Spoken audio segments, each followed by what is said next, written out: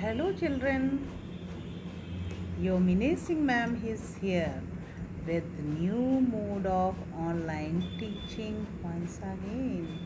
Okay, so let's discuss our exercise of force and pressure.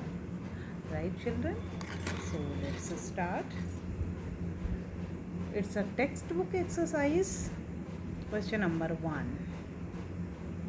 Give 2 examples, each of situations in which you apply push or pull to change the state of motion of object. यानी कि आपको 2 ऐसी situations के examples देना है जिसमें push या पुल apply होता है. ठीक है, अब देखो आंसर हमने लिखा है 2 examples in which push changes the state of motion of object are. Push में हमने लिखे हैं hockey player hitting the ball with hockey. ठीक है, तो पहला एग्जाम्पल दिया है hockey player hitting the ball with hockey, ये तो पता ही है. शटिंग द डोर, इसमें पुश अप्लाई होता है. और pull drawing a bucket full of water from well, इसमें पुल अप्लाई होता है. पुलिंग और ओपनिंग द डोर, तो इसमें भी पुल अप्लाई होता है. तो 2 एग्जाम्पल हमने ऐसे बता दिए आपको जिसमें पुल अप्लाई हो सकता है. आप अपने एग्जाम्पल्स भी लिख सकते हो. ठीक है. Next question, give 2 examples of situations in which applied force causes a change in the shape of an object. ठीक है, अब उसके शेप में चेंज होता है. कुछ ऐसे आपको एग्जाम्पल्स बताने हैं. जैसे नीडिंग डो, जब हम आटा गूंथते हैं तो क्या होता है, उसका आटे का बार बार हम पलट पलट के शेप को चेंज करते रहते हैं. ठीक है, तो ये एग्जाम्पल हो गया. दूसरा है the squeezing of toothpaste tube. सुबह ब्रश करते हैं, उससे पहले हमको चाहिए टूथपेस्ट, और टूथपेस्ट ट्यूब हम उठाते हैं और उसको स्क्वीज करके थोड़ा सा पेस्ट बाहर निकालते हैं. तो उस पर क्या स्क्वीजिंग से क्या होता है, उस पर फोर्स लगता है और टूथपेस्ट का शेप चेंज हो जाता है, जिसकी वजह से पेस्ट बाहर आ जाता है. ठीक है, अब fill in the blanks in the following statements. To draw water from a well we have to, क्या होगा इसका answer, we have to at the rope, we have to pull is answer. Okay, now a charged body dash an uncharged body towards it. Charge है, अनचार्ज है, plus है, minus है, means opposite charges हैं. जब opposite charges होंगे तो बच्चों आपको पता है क्या होता है, अट्रैक्शन होगा. यानी कि अपोजिट में अट्रैक्शन होता है और सेम चार्ज में रिपल्सन होता है. तो यहाँ पे हम क्या ले रहे हैं, एक चार्ज्ड बॉडी है, एक अनचार्ज्ड बॉडी, यानी कि अलग अलग है, अपोजिट चार्जेज वाली बॉडीज़ हैं. तो इसमें होगा अट्रैक्ट्स. ठीक, to move the loaded trolley we have to, अब सामान से भरी हुई ट्रॉली है, उसको हम क्या करेंगे, मूव करेंगे. मूव करने के लिए हमको क्या करना पड़ेगा, पुश करना पड़ेगा या पुल करना पड़ेगा, we have to pull it, खींचना पड़ेगा. ठीक है, तो we have to pull it. The north pole of magnet dash the north pole of the another magnet. अब आपको पता है मैग्नेट में 2 पोल्स होते हैं. ठीक है, एक नॉर्थ एक साउथ. अगर नॉर्थ पोल कैसे हैं, दोनों पास पास में हैं, तो क्या होगा, same pole will repel each other. तो यहाँ आंसर होना चाहिए रिपेल्स. ठीक है, अब आ जाओ क्वेश्चन नंबर 4 की तरफ. An archer stretches her bow while taking aim at the target. जब वो टारगेट लगा रहा होता है, ठीक है, आर्चर, तो वो क्या करता है, निशाना साधने की तीर कमान समझ लो आप, तो उसको क्या करता है, खींचता है ना अपनी तरफ कस के, तो क्या होगा, तीर कमान जो है उसका शेप कैसा हो जाता है, चेंज हो जाता है, which begins to move towards the target. और जब शेप को कस के खींचता है और एक क्या है, तैयार हो जाता है फोर्स लगाने के लिए, ठीक, और जब रिलीज करता है तो तुरंत टारगेट पे लगता है, हिट करता है एरो, ठीक। Based on this information fill it the gap in the following statements using the following terms. अब यहाँ पे इतने सारे दिए हुए हैं, ये टर्म्स दिए हुए हैं, muscular, contact, non contact, gravity, friction, shape and attraction. आपको क्या करना है, इसमें सब में भरना है। To stretch the bow, the archer applies a force that causes change in its, अब स्ट्रेच करने पे क्या है, उसका बो का, जब बो को स्ट्रेच करेगा तो क्या होगा, फोर्स अप्लाई होगा, फोर्स अप्लाई होगा तो वो क्या है, शेप उसका चेंज होगा, तो शेप यहाँ पे आएगा। The stretch the bow the archer applies force that causes a change in its shape, right. Okay, अब नेक्स्ट जो है आपको बताते हैं, नेक्स्ट है बच्चों, the force applied by archer to stretch the bow is an example of. और भाई किससे, हाथ से लगाएगा फोर्स, स्ट्रेच करेगा तीर कमान को, तो क्या करेगा, उसको उसमें लगेगा हमारा मस्कुलर फोर्स, ठीक। The type of force responsible for a change in the state of motion of the arrow is an example of, ठीक है, इसमें कौन सा, कॉन्टैक्ट फोर्स लग रहा है। While the arrow moves towards its target, the forces acting on it are due to किसकी वजह से, and that due to, और एक वजह है of air, पहले वाले में होगा ग्रेविटी, दूसरे वाले में फ्रिक्शन, बाकी तो आपको पता ही है। Now question number 5, in the following situations identify the agents exerting the force and object on which it acts, state the effect of the force in each case, ठीक है। अब आपको हर केस में इफेक्ट बताना है, फोर्स बताना है, किस पर लग रहा है, ठीक है, ये बताना है। Squeezing a piece of lemon between the fingers to extract its juice, मतलब जब लेमन से हमें जूस निकालना होता है तो हम अपनी फिंगर से क्या करते हैं, उसको निचोड़ते हैं, लेमन को स्क्वीज करेंगे तो फोर्स अप्लाई होगा, जिसकी वजह से जूस को निकाला जा सकता है, ठीक है। तो क्या हो रहा है, squeezing a piece of lemon between the fingers to extract its juice. अब इस पे कौन सा फोर्स अप्लाई हो रहा है, muscular force is exerted by agent on the piece of lemon, lemon पे हो रहा है, due to which shape will be changed, ठीक है। अब शेप कैसा होगा, इफेक्ट क्या होगा, शेप चेंज हो जाएगा। और फोर्स कौन लग रहा है, मस्कुलर फोर्स, और किस पर लग रहा है, लेमन पे लग रहा है, ठीक है। 3 चीज़ें आपको बतानी है। Taking out paste from toothpaste tube, ये तो अभी बताया है ऊपर, क्या कि टूथपेस्ट से हम पेस्ट निकालेंगे, टूथपेस्ट ट्यूब से हम पेस्ट जब निकालेंगे तो उसमें कौन सा फोर्स अप्लाई होगा, yes, again muscular force apply होगा। और किस पे अप्लाई होगा, टूथपेस्ट ट्यूब पे अप्लाई होगा, और उसका रिजल्ट क्या होगा, यानी कि इफेक्ट क्या होगा, टूथपेस्ट ट्यूब का शेप चेंज हो जाएगा, जिसकी वजह से क्या होगा, पेस्ट कम्स आउट, ठीक है। उस फोर्स से हम क्या करेंगे, शेप में भी चेंज ला देंगे और पेस्ट बाहर आ जाएगा।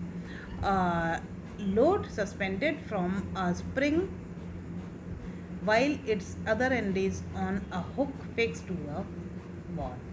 अब एक स्ट्रिंग ले लो, ठीक है, स्ट्रिंग या आप रबर जो बाल में बांधी जाती है, ठीक है, इलास्टिक ले लो आप, सीधी सी बात। इलास्टिक में हमने एक लोड लटका दिया, यानी कि कोई छोटा सा पत्थर टांग दिया और उसको वॉल में जो कील लगी या हुक लगा है उसमें फंसा दो। फंसाने पे क्या होता है कि वो जो भी स्ट्रिंग है या हमने रबर बैंड के साथ में लटकाया हुआ है, ठीक है, या इलास्टिक के साथ में हमने वेट को लटकाया हुआ है, उसके वेट से क्या है, जो इलास्टिक है ना वो स्ट्रेच कर जाएगी नीचे की तरफ, ठीक है, और वो कैसी हो जाएगी, फैल जाएगी, थोड़ी एक्सपेंड कर जाएगी। वही यहाँ पे बोल रहा है, देखो, a load suspended from a spring while its other end is on a hook fixed to a ball. इसमें क्या होता है, नॉन कॉन्टैक्ट फोर्स, ठीक है, फोर्स लग रहा है, बट कौन सा, एक ग्रेविटी का है और एक वो लोड, ऊपर अलग अलग हैं दोनों, ठीक है, अर्थ और लोड, लेकिन फिर भी वो स्ट्रिंग खींच रही है। क्यों खींच रही है, क्योंकि नीचे कुछ लग रहा है ना, फोर्स, नॉन कॉन्टैक्ट होता है, ग्रेविटी का फोर्स जो होता है ना वो नॉन कॉन्टैक्ट फोर्स बोल रहे हैं उसको। Non contact force load is exerted by agent on the string due to the string expands, वो फैल जाती है स्ट्रिंग, ठीक है। An athlete making a high jump to clear the bar at a certain height, एक certain height पे वो क्या करता है, जब बड़े उसके तेज़ी से दौड़ के आता है और उस बार को क्रॉस कर जाता है हाई जंप करके, ठीक है। तो ऐसा क्यों, कैसे होता है, the agent exerting force is the speed of athlete due to which, जो स्पीड से आता है ना उसी की वजह से एथलीट की बॉडी पे ऐसा फोर्स एक्ट करता है जिसकी वजह से वो क्या है, जंप कर जाता है बार को, ठीक है। किस पर लग रहा है, बॉडी पे, और क्या हो जा रहा है, बार को क्रॉस कर ले रहा है, इफेक्ट हो गया ये। A blacksmith hammers a hot piece of iron while, okay, while hammering, how does the force due to hammering affect the piece of iron. अब एक रेड हॉट आयरन ले लिया, उस पर ब्लैक स्मिथ लोहार क्या करता है, जब पीटता है कस के तो क्या होता है, उसके शेप में क्या चेंज आता है, उसमें कौन सा फोर्स लग रहा है, इफेक्ट क्या होता है, ये सब बताना है। देखो, the muscular force is applied by a blacksmith on hammering a hot piece of iron while making a tool due to which it flattens and thinner and the shape will be changed। यानी कि जब भी कोई औजार बनाएगा, tool बनाएगा, उसको पीटना पड़ेगा, उस रेड हॉट को पीटने से क्या होता है, मस्कुलर फोर्स अप्लाई होता है, और उस मस्कुलर फोर्स से क्या होता है, वो जो लोहा होता है रेड हॉट आयरन पीस होता है, वो फ्लैट हो जाता है, थिन हो जाता है, पतला हो जाता है और उसका शेप चेंज हो जाता है, ठीक है। अब देखो, an inflated balloons was pressed against a wall after it has been rubbed with a piece of synthetic cloth. It was found that the balloon sticks to the wall. What force might be responsible for the attraction between the balloon and the wall। ये तो बहुत simple है कि हमने एक balloon लिया, फुला के बैलून ले लिया और उसको एक सिंथेटिक कपड़े से या वूलन क्लोथ से उसको क्या किया, बैलून को, फूले हुए बैलून को रब कर लिया। रब करने पे क्या, उसमें पॉजिटिव चार्जेस ऑक्यूपाई हो जाते हैं, ठीक है, पॉजिटिव चार्जेस आ गए। अब उसको आप वॉल के पास ले जाओ, वो उस वॉल से तुरंत चिपक जाता है। ऐसा क्यों होता है, क्यों भाई, उसमें पॉजिटिव चार्ज, वॉल में नेगेटिव चार्ज, अपोजिट चार्ज है। जब अपोजिट चार्ज आपस में क्या करेंगे, अट्रैक्शन करेंगे, यानी चिपकाने का मतलब, वॉल से चिपकने का मतलब है कि वॉल में नेगेटिव, इसमें पॉजिटिव, दोनों में क्या होगा, अट्रैक्शन होगा, वॉल से बैलून चिपक जाएगा, ठीक है। An और कौन सा फोर्स रिस्पॉन्सिबल है? Electrostatic force. An electrostatic force is responsible for the attraction between the balloon and the ball. ठीक है. नेक्स्ट क्वेश्चन है आपका, name the forces acting on a plastic bucket containing water held above ground level in your hand. आपने हाथ में अब पानी से भरी हुई बाल्टी को ग्राउंड लेवल से थोड़ा ऊपर तक ऐसे लटका रखी है. ठीक है, उसमें पानी है. अब discuss why the forces acting on bucket do not bring a change in it's state of motion. उसके मोशन में कोई फ़र्क नहीं पड़ रहा है, बस जैसी लटकी है वैसे ही है, सीधे सीधे हम लोग उसको लिए चले जाते हैं. ऐसा नहीं होता इधर उधर भाग रही है बाल्टी. ठीक है, तो ऐसा क्यों होता है? ऐसा इसलिए होता है क्योंकि जो फोर्स एक्ट कर रहा है बकेट पर, उसकी वजह ये है. देखो, पहला है the pressure of water content in it on exerted on it's wall. थोड़ा सा यहाँ पे चेंज करना पड़ेगा, करते हैं. तो यहाँ पर in its wall, in its the pressure of water contained in its wall. ये है, बार बार लिख दिया है. in its wall and on the base of the bucket. अब ठीक है, तो कहाँ पे लग रहा है ये?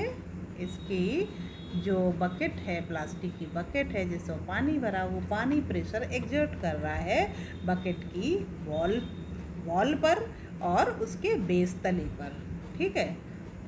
और अब दूसरा देखो ऑप्शन क्या है, फोर्स ऑफ ग्रेविटी बाई अर्थ. क्या है?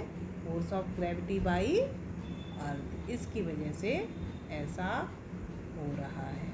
देखो, फोर्स ऑफ ग्रेविटी बाई अर्थ. और किसकी ग्रेविटी लग रही है? अर्थ की ग्रेविटी लग रही है, जिसकी वजह से उसका स्टेट ऑफ मोशन बकेट का बिल्कुल नहीं चेंज हो रहा है. ठीक है. तो एक तो पानी जो भरा हुआ है बकेट में, वो प्रेशर एग्जर्ट कर रहा है बकेट की वॉल पे और उसके बेस पर. ठीक. और दूसरा, एक ग्रेविटी लग रही है बकेट पे, जिसकी वजह से फोर्स कैसा हो जा रहा है? नेग्लिजिबल हो जा रहा है. कहने का मतलब है the forces acting on the bucket do not bring a change in it's state of motion. ये जुड़ गया है, इसको अलग कर देना. Because the net effect of force on it is zero. तो नेट इफेक्ट कैसा है? उस पर जीरो लगेगा. ठीक है बच्चों. तो यहाँ पे आप ऐसा कर लेंगे, मोशन यहाँ से अलग कर देते हैं पूरा, और ये हो गया आपका इसका आंसर. तो समझ गए बच्चों. देखो, तो इस पर बकेट का जो स्टेट है वो चेंज नहीं होता. क्यों? क्योंकि जो पानी भरा हुआ बकेट में, वो वॉल पे, बकेट की वॉल पे प्रेशर एग्जर्ट कर रहा है, बेस पर भी लगा रहा है प्रेशर, और उसकी एक फोर्स भी लग रहा है नीचे से, क्या, जिसको ग्रेविटी बोलते हैं. अब इन दोनों का क्या हो रहा है? दोनों का जो नेट फोर्स एक्ट कर रहा है, ठीक है, वो हो जा रहा है जीरो. तो इसका ये आंसर है. आप एक और बताते हैं आपको. A rocket has been fired upwards to launch a satellite in its orbit. ठीक है, सैटेलाइट छोड़ने के लिए रेडी है, यानी कि सैटेलाइट को लॉन्च करने के लिए क्या है, एक रॉकेट रेडी है. अपवर्ड डायरेक्शन में जैसे ही क्या करते हैं, उसको नीचे आग निकलती है और ऊपर वो उड़ता है. तो ऐसा क्यों होता है? इन its orbit name the two forces acting.